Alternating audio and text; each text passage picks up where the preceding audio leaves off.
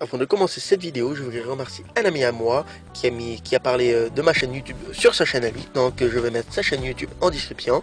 Et voilà, bon, bonne vidéo à tous. Oui, cette vidéo contiendra quelques spoils sur certains combats de Dragon Ball Super. Donc voilà, vous êtes prévenus. Merci. Générique.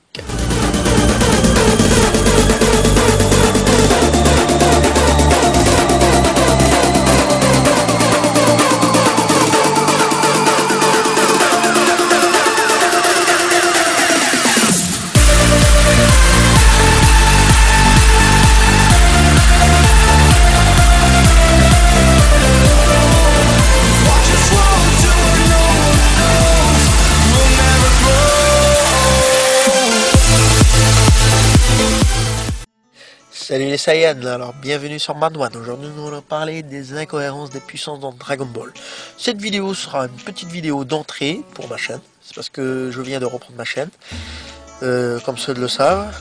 Donc cette vidéo ne contiendra pas énormément d'incohérences sur les puissances, j'en ferai une bien plus tard. Donc, voilà, on va commencer avec Copie Vegeta. Copie Vegeta est une copie de Vegeta qui a tous les pouvoirs de Vegeta, de son âme, de tout son être. Donc, premier extrait.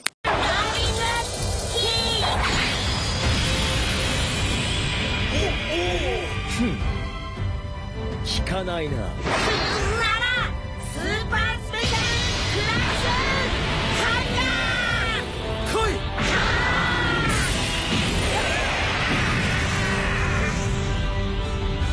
Voilà, pour la première incohérence, c'est que Gotrek est en Super Saiyajin 3 et il est fusionné et que Vegeta n'est pas transformé.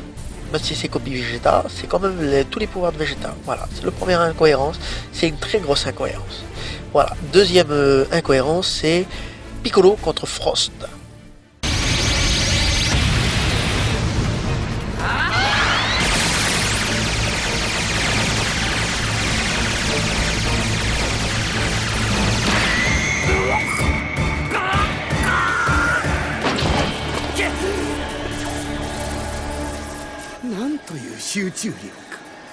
Voilà, pour ceux qui ne savent pas, Frost c'est équivaut de Freezer, mais du niveau de la planète Namek, de la saga Namek. Donc voilà, et Frost est censé être un peu moins fort que Freezer, d'origine. Et Piccolo est censé être plus fort qu'un Super Saiyajin 1.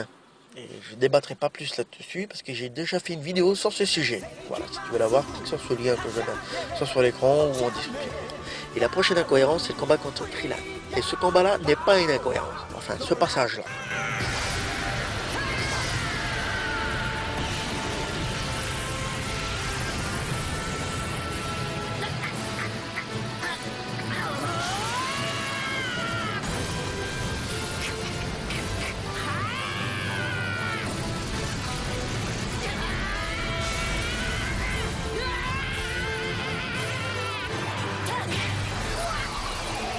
C'est vrai que d'un point de vue technique, on dirait une très grosse incohérence du niveau de puissance. Mais en fait, c'est expliqué comme étant un combat idéaliste. Ce n'est pas un vrai combat.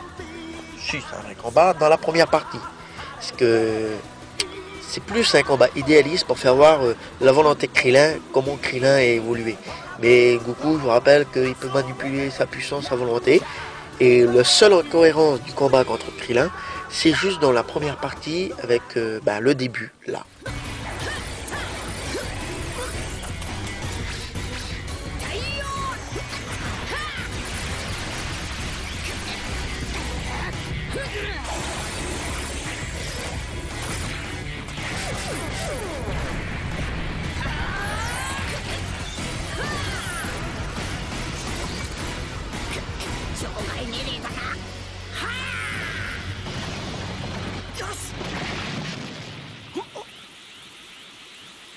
La seule incohérence qu'il y a ici, c'est juste que Goku devrait faire comme Copie Vegeta, ne pas bouger d'un poil, ne pas s'écarter, ne pas bouger tout simplement.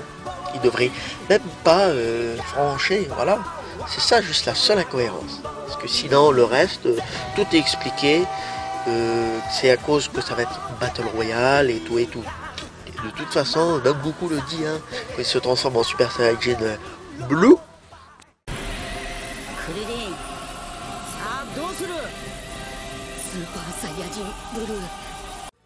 Comme le dit ce bon cher Kakaroto, ben, qu'est-ce que tu vas faire maintenant? Niveau de puissance, de différence, il y a pas. C'est une fourmi face à un rhinocéros, non pire, un éléphant. Vous voyez le truc? C'est juste que c'est un combat idéaliste, il n'y a que la première partie qui est une grosse incohérence. Et de toute façon, pour ceux qui ne croient pas que dire que ce combat était un faux combat, regardez ce que dit juste sa bonne C18. このパワーの差、クリリンさんに策あるのでしょうか。ないね。え？さすがに差しでこのパワーの差じゃなんともならないね。でも力の大会はバトルロイヤルなんだろ。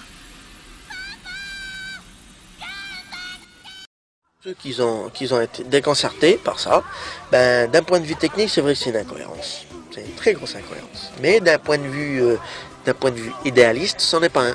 Voilà. Bon, c'est vrai que j'allais parler des puissances dans Dragon Ball et que je ne dis que 2-3 passages. C'est vrai, ce n'est pas terrible.